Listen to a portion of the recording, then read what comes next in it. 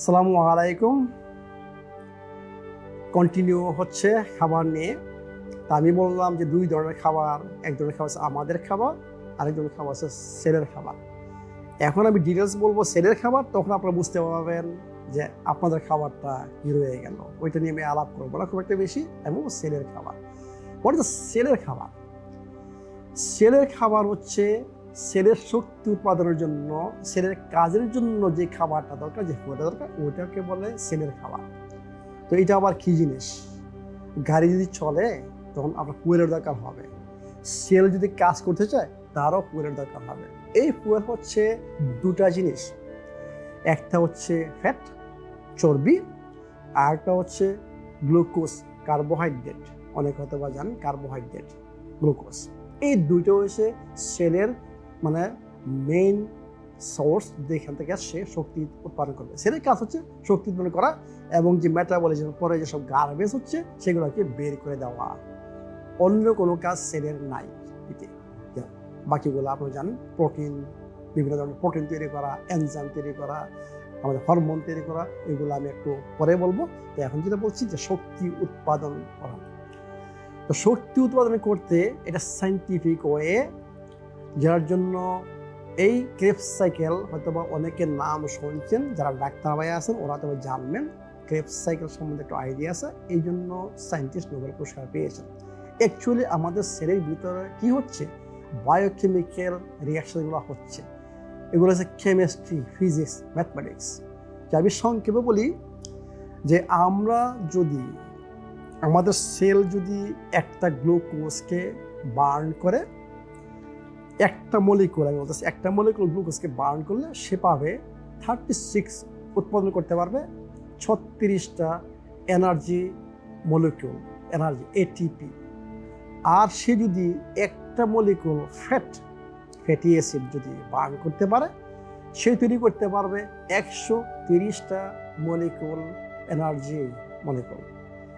তা আপনারা দেখতে পাচ্ছেন, যদি আমাদের শক্তি দরকার, আমরা আমাদের ইউজ করতে হবে ফ্যাট, ওকে দিতে হবে বেশি পরিমাণ ফ্যাট, যাতে সে ফ্যাট বার্ন করে এবং বেশি শক্তি আমাকে দেয়। আমার শরীরে যখন বেশি শক্তি থাকবে, আমার শরীরে রোগ নেই। এই জন্যই বলতেছি যে আদিম যুগের মানুষ যদি একটু খেয়াল করেন, ওরা শিকার করতো কি খাইতো? মাংস আর ফ্যাট। এই ধরনের কার্বোহাইড্রেট, এই যে সুন্দর সুন্দর খাবার, স্বাদের খাবার, এগুলা আগে ছিল না। এই জন্য ওরা ছিল শক্তিশালী, ওদের এই ধরনের রোগও ছিল না। আগের মানুষ মারা যেত কেমনে? মানুষকে মারতো, হয়তো অ্যাসিড বা ইনফেকশন, এইভাবে মানুষ মারা যেত। কিন্তু রোগে আমাদের এখন যে সমস্যা, যে heart disease, cancer, diabetes, autoimmune disease, এইসব ডিজিজে মারা যাচ্ছে, এইগুলা কিন্তু আগে ছিল না। তো এখন দেখতেছেন যে আমাদের বডির মেইন মেটাবলিজম হচ্ছে ফ্যাট মেটাবলিজম। ফ্যাট থেকে আমাদের সেলগুলোকে শক্তি তৈরি করতে হবে, যে শক্তি আমরা আমাদের বিভিন্ন কাজে ইউজ করি। এখন দেখেন মডার্ন লাইফে কি হচ্ছে, যখন আমরা সব কিছু শিক্ষা করলাম, টেকনোলজির অনেক উন্নতি বা অগ্রসর হচ্ছে, এর সাথে সাথে আমরা কি করছি দেখেন, সাদা ভাত, সাদা চিনি, সাদা লবণ, সাদা ময়দা, এইগুলা কিন্তু ন্যাচারাল নাই।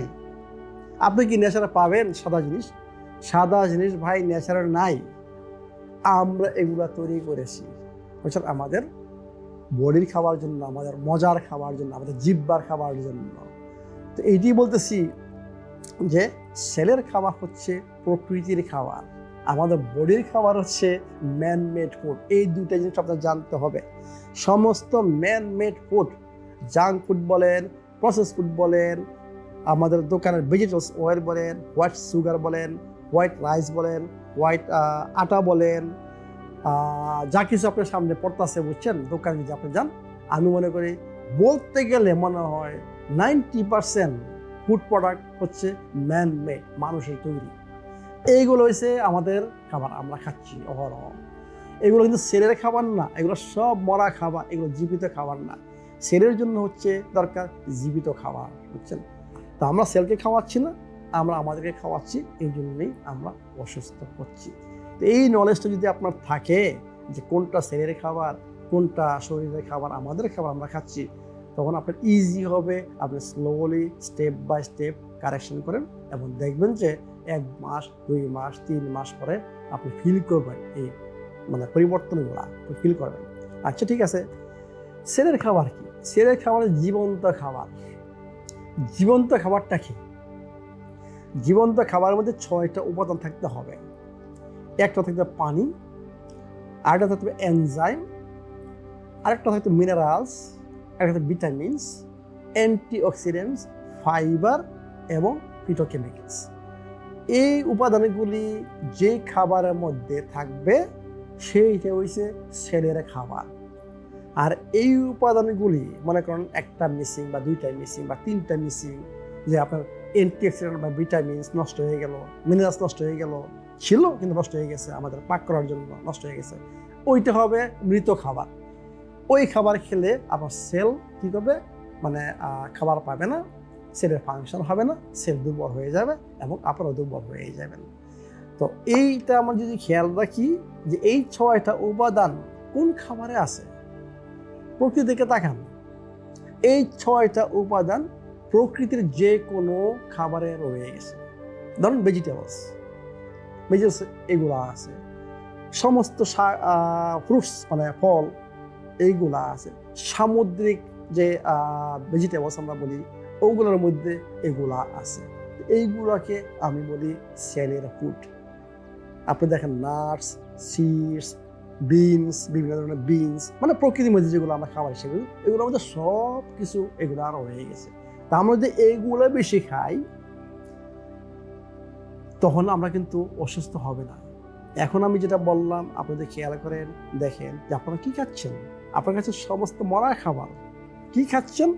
মার্কেটে যাচ্ছেন, সুন্দর সুন্দর খাবার, টেস্টি খাবার, চোখ হয়ে যায়, জিহ্বা দিয়ে নলা পড়ে, বুঝছেন, আপনারা কন্ট্রোল করতে পারেন না। আপনারা ওই খাবারগুলি কিনে সমানে হাই হিটে পাক করতেছেন এবং খুব মজা করে খাচ্ছেন।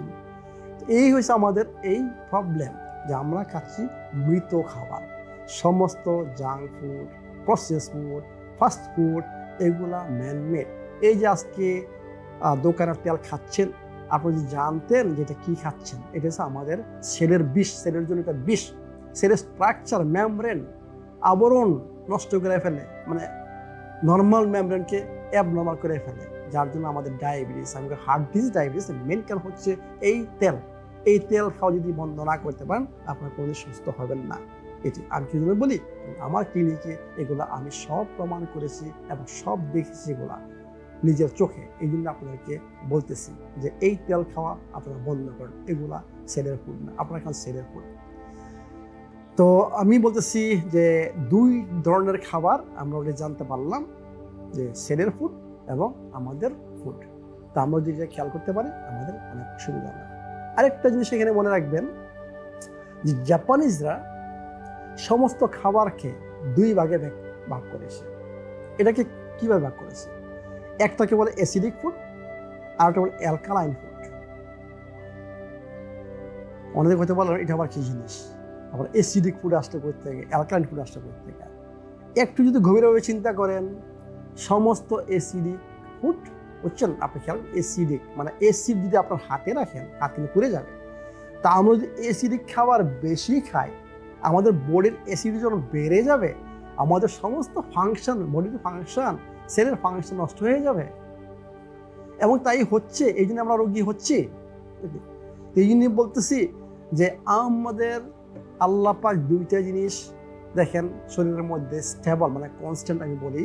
এই 2টা জিনিস কি জিনিস? একটা হচ্ছে টেম্পারেচার, বডি টেম্পারেচার, একটা বডির অ্যাসিডিটি মানে পিএইচ।